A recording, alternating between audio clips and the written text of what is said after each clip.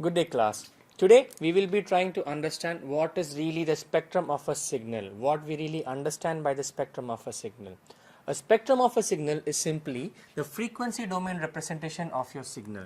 It will include both your magnitude of your signal as well as the phase of your signal. And finally, it is always good to express it in an exponential form, and it's very easy to figure out what is the phase and magnitude from the exponential form. Here we are going to be looking at the spectrum of continuous periodic signals first, and then we'll go to aperiodic signals. So let's look at an example to have a clearer idea of how we really calculate the spectrum of a signal and how do we really represent it in diagram. So I'm taking the function x of t is equal to mu times exponential j into 2 pi fpt plus phi. Here mu is the magnitude, fp is the frequency of your signal, and phi is the phase of your signal. So let's calculate this and see what we get.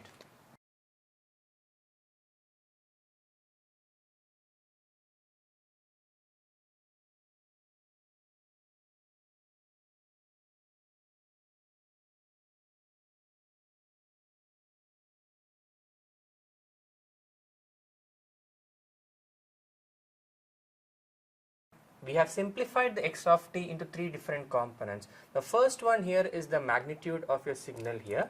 The second term is a term which has an exponential and a j term, and there is no time component here. If you notice here, there is no time domain, there is no t in this specific component here. So which means this information is going to give me the phase of my signal x of t. And finally, if you notice this corresponds to the exponential function j2 pi fpt. This is a time domain function here. So I have a complex exponential function here which is at a frequency of fp of t. So this information tells me the frequency of my signal, this information tells me the phase of my signal, and this information tells me the magnitude of my signal. So in this case, if this is my frequency domain plot, we call this the magnitude plot and the phase plot. So how would we plot this information onto this specific plots here? So you can say if this corresponds to say my 0, okay, then my this is the frequency axis here. So my frequency here is fp of t. Let me say this is my f. So the magnitude at fp of t is simply mu, while the phase at fp of t is simply phi. Now when I talk about magnitude of a signal, the magnitude of the signal is always going to be a positive value, okay. So and the phase here can either be a positive value or a negative value. So if I have a positive value of the phase, I draw it this on top of my axis. If it's a negative value, I draw it at the bottom of my axis. The Fourier series is able to convert any general periodic signal into a sum of complex exponentials with coefficient ck, and you have an exponential term here. So effectively I can write down xp of t is sigma k equal to minus infinity to infinity ck times exponential j2 pi kt by tp. Now what is the need for doing this here? Because the idea is that I want to express it in form of say a magnitude, a phase, and some with respect to the frequency and the time expression here. So similarly, if you look at this here, this gives me is the same thing as whatever we have here in terms of the form of your expression here. And this ck would represent your coefficients including both your magnitude and the phase of your signal here. So mu exponential j phi would come correspondingly inside ck specifically for each value of k which goes from minus infinity to infinity. Now we have to define what these terms specifically are. In this case here, the Tp here is the fundamental time period, or I can say 1 by Tp is the fundamental frequency Fp. Now what I am doing here is I am taking 1 by Tp or the frequency Fp and multiplying with a constant k. The k is defined by whatever summations we have here. So what that implies is that k time fp would be the kth harmonic frequency of your this specific wave, the periodic signal here. One way to look at that is if I have a fundamental frequency of 50 hertz, the second harmonic would be the 100 hertz frequency, the third harmonic would be the 150 hertz frequency. So the next step would be to find the coefficient Ck. This is defined as 1 by Tp integral of T0 to T0 plus Tp. This effectively is the integral in any single time period across your time domain. So if whatever periodic signal you have, you can take any time period from, this is any arbitrary value T0 to T0 plus Tp, where Tp is the fundamental period of your signal.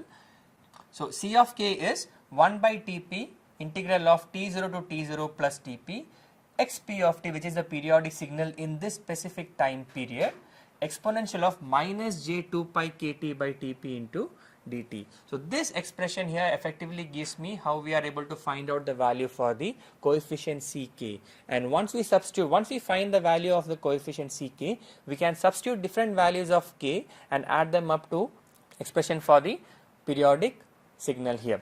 So now, since we already have the coefficient and an exponential form here, the Ck corresponds to in both the magnitude and the phase spectrum of your this specific general periodic signal. So I can take the Ck, take the magnitude of the signal, if there is any phase angle, figure out what the phase angle of that specific Ck here is, and then correspondingly draw the magnitude and the phase of my signal.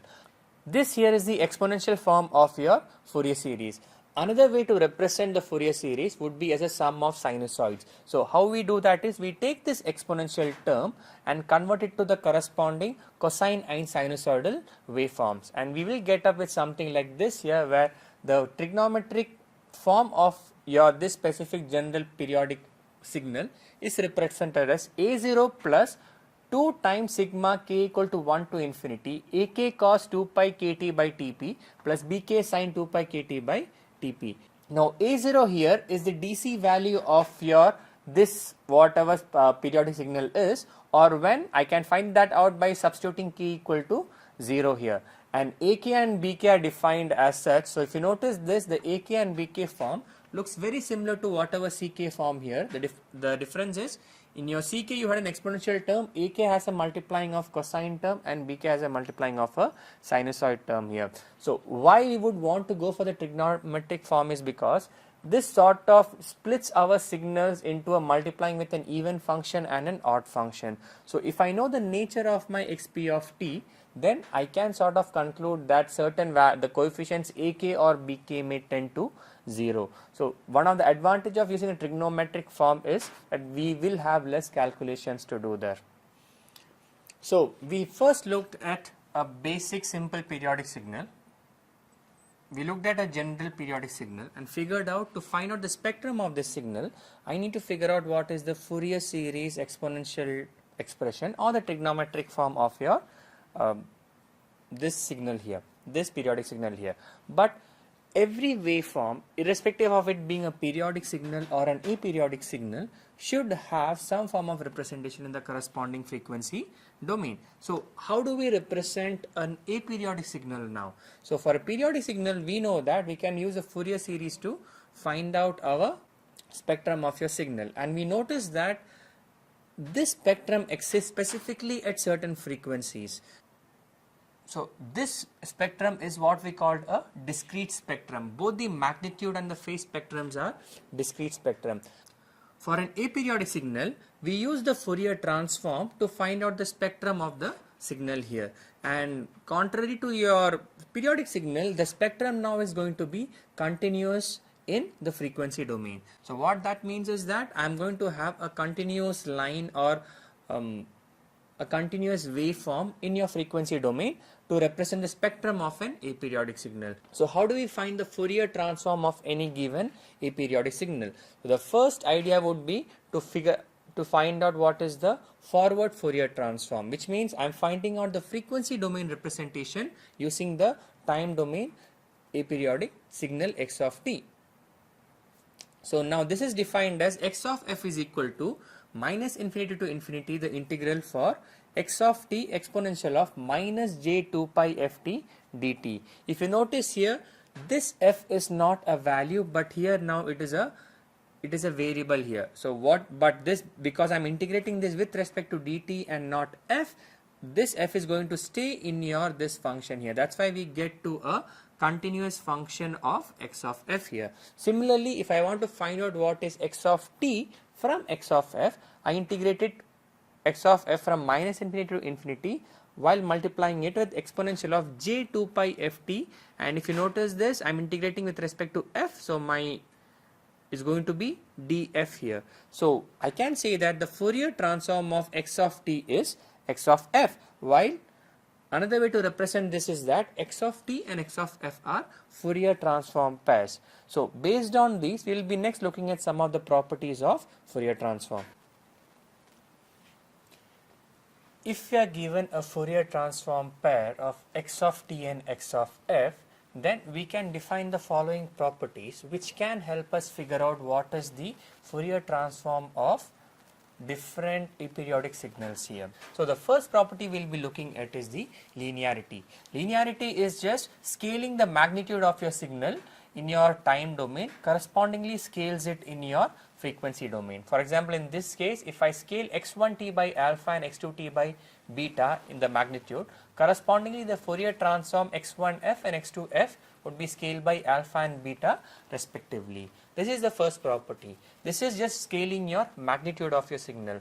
What happens if I am scaling the time domain of your signal? So for example, if I go from x of t to x of beta into t, then the corresponding frequency domain plot would have the magnitude divided by the corresponding scaling beta, and the frequency also gets divided by the scaling beta. So effectively x of beta t transforms into 1 by beta x of f by beta. So this corresponds to your time scaling in your as a property for your Fourier transform. The next thing is what is known as the duality property.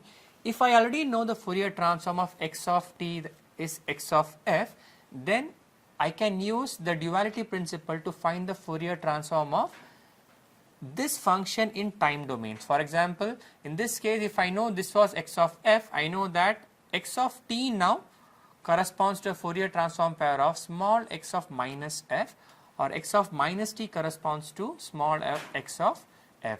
If your signal is an even function, then accordingly x of f and x of minus f would be the same. The next property looks at time shifting your signal. So what I mean by time shifting my signal is that, let's say if I have some aperiodic signal here and I'm just going to be moving it either earlier than time or I'm delaying the signal. So in this case, if I'm delaying my signal here, in the frequency domain the magnitude of your signal doesn't change, but this means I'm going to include some other phase in respect to your time domain t. So this exponential function here effectively tells me that my frequency domain representation, the function remains the same, but I include a phase.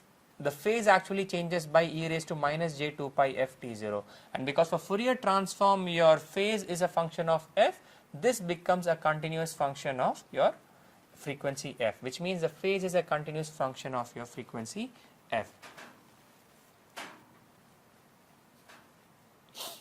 So this was shifting in your time domain. What happens if you want to shift the signal in the frequency domain? For shifting your signal in your frequency domain, I have to multiply the time domain aperiodic signal with an exponential function with to the frequency where we want to shift it to. So if I am multiplying x of t with exponential of j 2 pi f0 t, I will correspondingly shift it in the frequency domain.